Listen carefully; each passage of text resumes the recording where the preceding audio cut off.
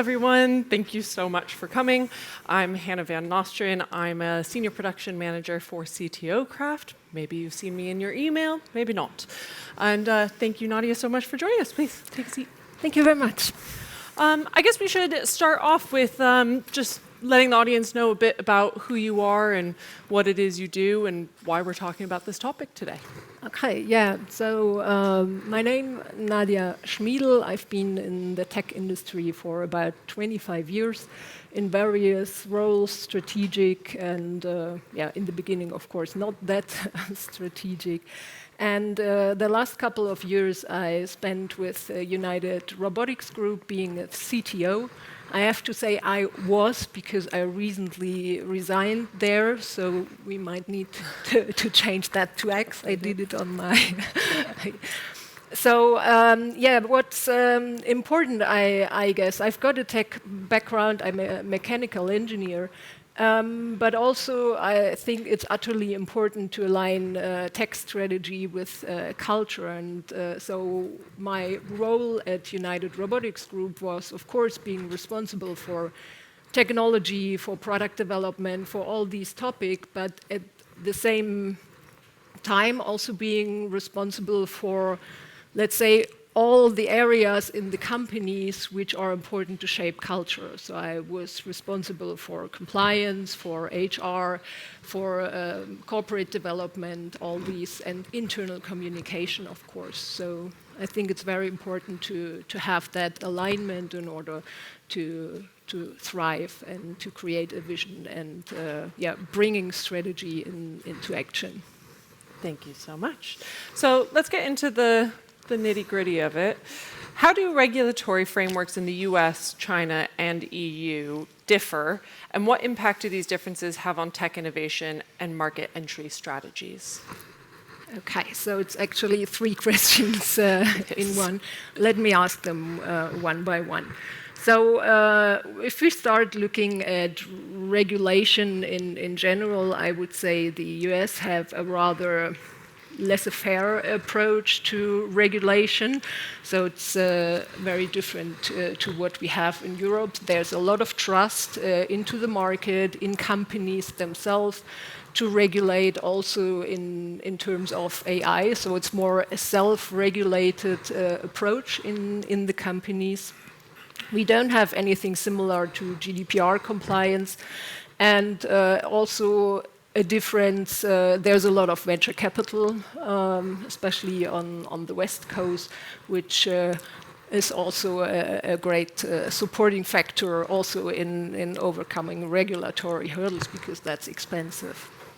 If we then go to China, China is a very government-centered market, steered by the government, so it's less regulatory in terms of rules like GDPR compliance. They don't have things like that, but what they have is, let's say, government rules. So all data that's created must be, known, stored locally in China, and of course the government is involved.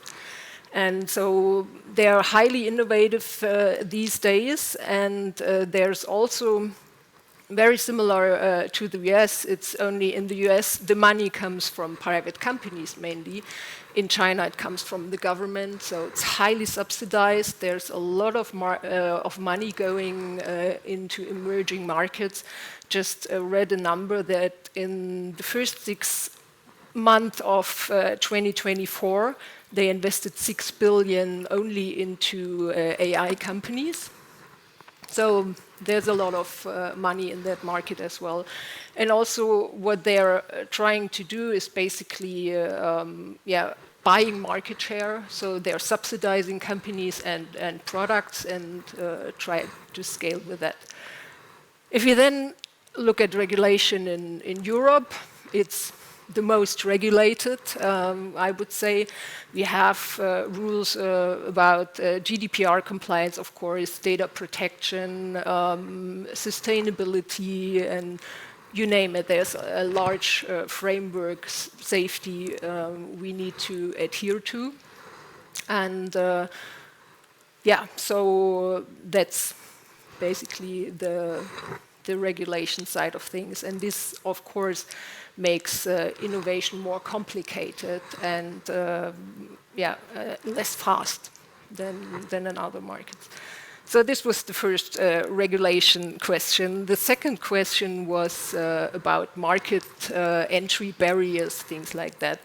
As well, if we look to the US, they recently started having, or not that recently, a couple of years ago, I think Donald Trump set up a new tax regulation. They have about up to 30% import taxes on goods coming out of other countries, depending on the product. And so this is how they mainly regulate their market. In China, it's a different approach. There are a lot about how do you say, it's local content. So you are forced to partner with local companies, you are forced to have parts of your supply chain there, and that also makes it hard or harder for external companies to develop a market in China. In Europe, we don't have either or yet, to a large extent. Of course, we have here and there a few, but I would say not significant taxes and not significant local content requirements. There's one law on the way. It's not yet signed. It's for the Chinese e-cars. So the European Union plans to have a tax of up to 38% on electric vehicles coming from China, because they're so much subsidized that they're basically flooding the European market and they're not compatible. But that's not yet signed. It's the first attempt to basically more regulate the market entry in Europe. So interesting. So could you elaborate on the challenges and costs associated with compliance in these varying regulatory environments? Of course. So if we look at GDPR compliance as just one example, and maybe sustainability as another one, there is European regulation is highly, highly complex. So first of all, you need to understand what you are required to do. And this is not simple at all. So you need to either hire people, or you need to have consultants, people who really understand the regulation and can tell you what you need to do, what you don't need to do, or all these aspects. So this is, of course, expensive. The second part is if you don't do so, you're fined. So this is expensive as well. It's about 4% of your annual revenue. They will fine you if you have issues with GDPR compliance, for example. And of course, it's all the things around setting up processes. You have to have explicit consent from each person you want to contact. You have to have the processes behind, you have to have the IT systems behind to do all this, to make it work and to be compliant in the end. So this is the GDPR compliance. Even more of a monster is the sustainability approach we are having. Not saying I don't appreciate the background of it. Of course, it's highly important.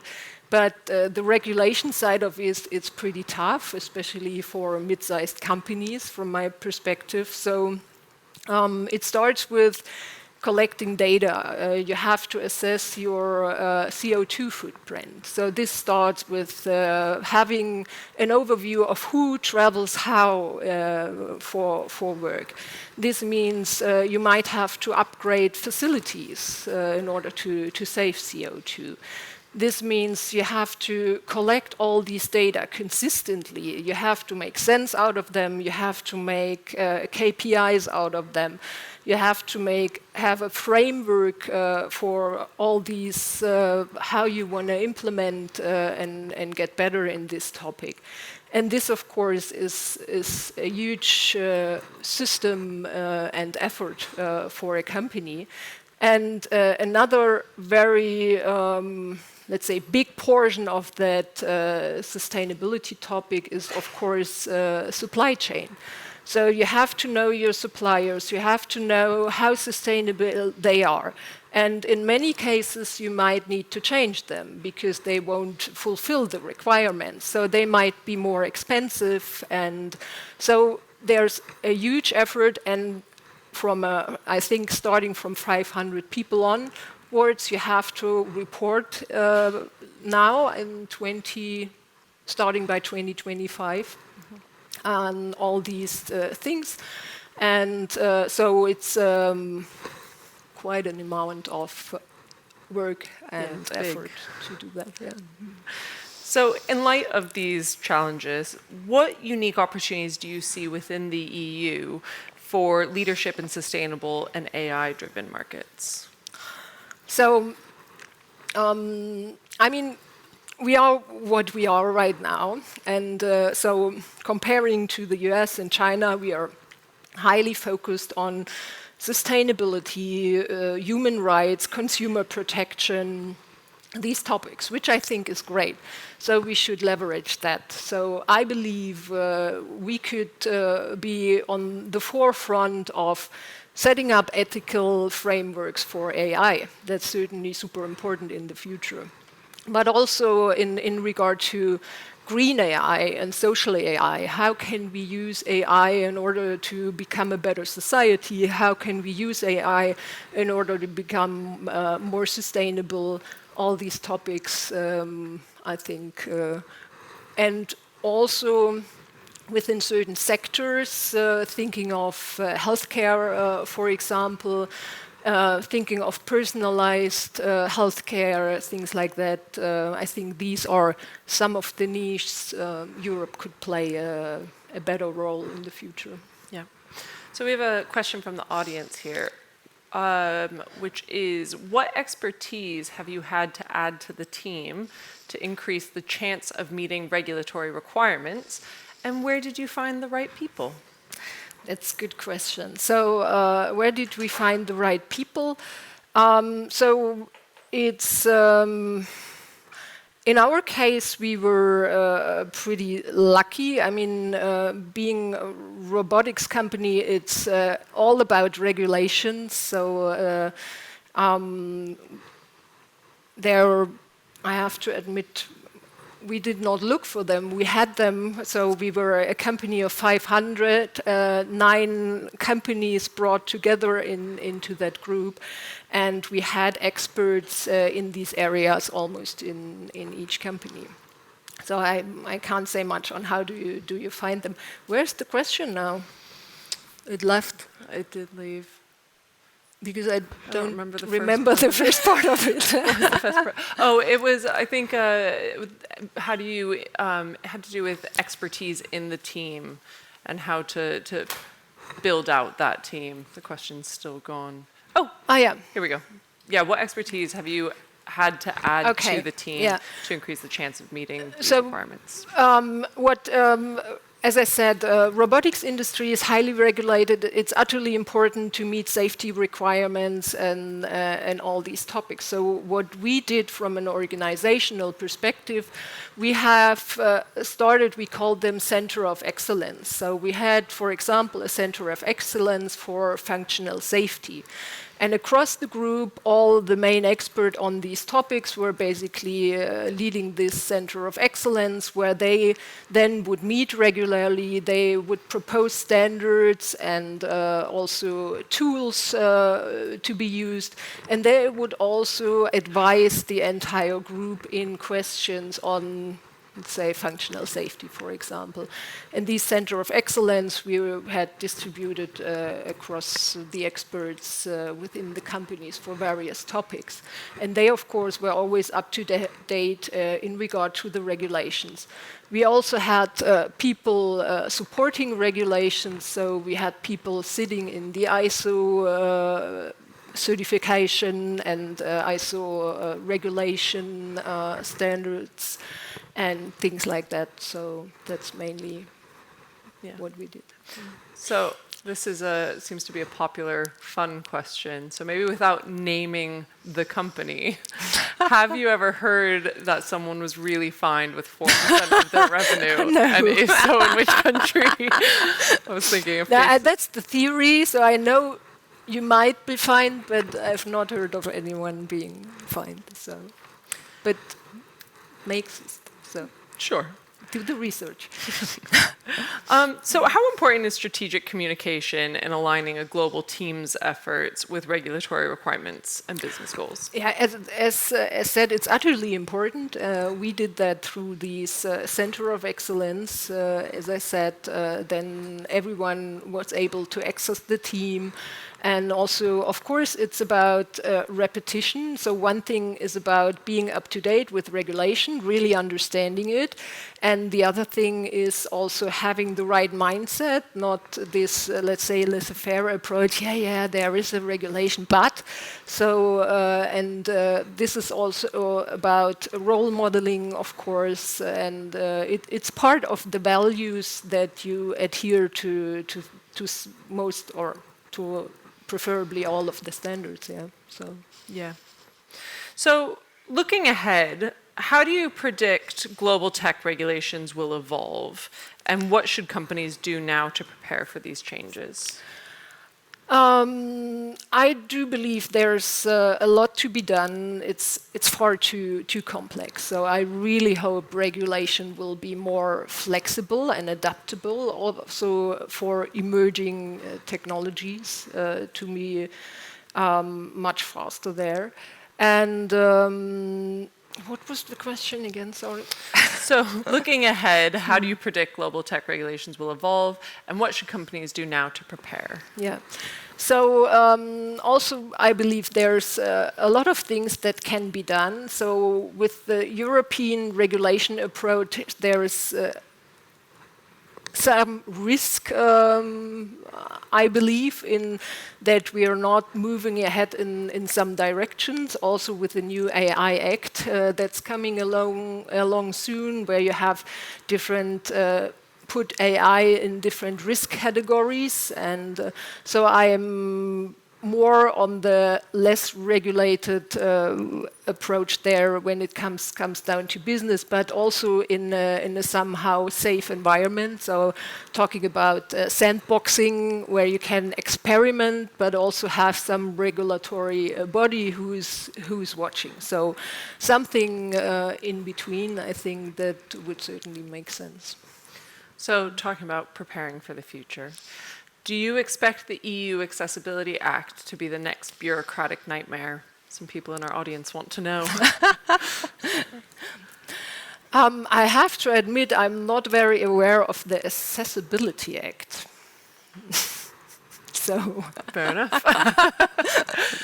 So another question from the audience then. Regulations always viewed like a burden by the team. Are they really a burden? And if not, how can you make them viewed as a benefit by the team? Where is that question? That top question right there. Okay. So I'll repeat the question for the audience. Regulations have always been viewed like a burden by many teams. Are they really a burden? And if not, how to make them viewed as a benefit? Yeah, I think we've discussed it to some point. There is, I mean, we can't change it. Yeah, we have to live with it. Of course, we are trying to influence regulation, but what we have right now is what we have, and we have to live with it. So always starting this question again, and ravaging about what silly or how much work it all is, it doesn't make sense at all. So I think it only goes with, as I said, it's a cultural aspect. We have to adhere to those things, and of course it's also about smartness. Yeah, so there might be ways to adhere to a standard, but not going the full extent. And things like that. And so this is all we can do right now. Yeah. So another question from the audience. Regulations are different, and so are regulators themselves. how have you found attitudes, approaches, and mindsets different in different markets? So US, EU, China. Yeah, as I said in the beginning, yeah. So it's the hardest in Europe. It's a bit funny. So a colleague of mine, he wanted to make a sailing shine certificate. Yeah. So and he wanted to do that here, and he thought about doing it in the US and doing it here. So and he said to me, so in Germany it was 9 hours of training on legal, on all the theoretical aspects, and then it was 1 hour on the boat. And in the US, it was the opposite. So it was 9-hour practical training and 1 hour of legal training. And I think that's it's saying a lot. It's probably a bit exaggerated, but we need to find the right balance here to not. And the issue is, I mean, we as European companies, we need to adhere to all these things. But companies like some of them coming from Asia, they don't. And that's why they have much lower prices. So we really have a disadvantage in the market, even here in Europe. And that's, I think, something that needs to change. Yeah, it's a great example with the sailing. So I guess maybe in that case or any other case, what role do strategic alliances with institutions and other companies play in navigating these complexities of global innovations and regulations? Yeah. In general, I think it's super important. Each company has some areas of expertise, core competencies, or product USPs, and that's what I believe companies should stick to. So we cannot become experts in any topic or every topic, and so it's super important to find partners to collaborate with, and to get expertise on different topics. The other side, of course, is lobbying. So if you have a critical mass of companies sharing the same interests, you have a bigger word to say with regulation, of course. And yeah, that's... Awesome. Yeah. So we'll take another question from the audience. You mentioned the obstacles in business, like regulations, which affects also startups. What shall be done to promote innovation and entrepreneurship in EU then? Yeah, so from the regulation side, of course, as I said, it should be a more flexible approach to that. But the main, one of the main aspects is financial support. It's not in regard to the regulation, but if you look at the venture capital market in the US, if you look at the investment being done in Asia, and as a startup here in Europe, it's much harder to get financed, and still you have all the regulation you need to adhere to. You have longer innovation cycles, and the whole market is more complex, and so it definitely needs to have more support, more invest, and of course also less regulation for some areas. Yeah. So we talked about a lot of complex issues in the global market. So I guess for our audience, what would you say is one key takeaway or two key takeaways that they could take with them today? In regard to the conversation, but sustainable innovation, strategic growth. That's a good question.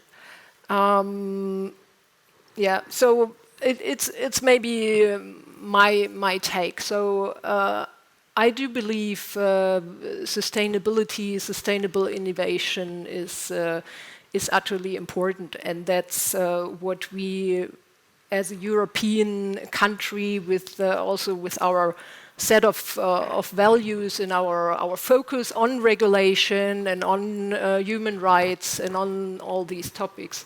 It's a topic Europe could really be leading in the future. So I think we should grasp it and go forward. But of course, it also needs a lot of political support to have let's say, a more compatible approach. And in the long future, I would hope that those standards on human rights, on sustainability, GDPR compliance, privacy rights, and all of this, that these become global standards. So it's more a wishful thinking, or it's far ahead in time, but that's certainly something we should strive for. And from a technology perspective, especially in the robotics area, we've seen that in automotive. It's about standardization. Interoperability is a big key point. And this is also something that needs to happen in those new emerging technologies, so which will make the entire economy much more effective. And of course, digitalization of the economy is key to enable this. Amazing. That's all we have time for today. So, Nadja, thank you so much. Thanks for having me.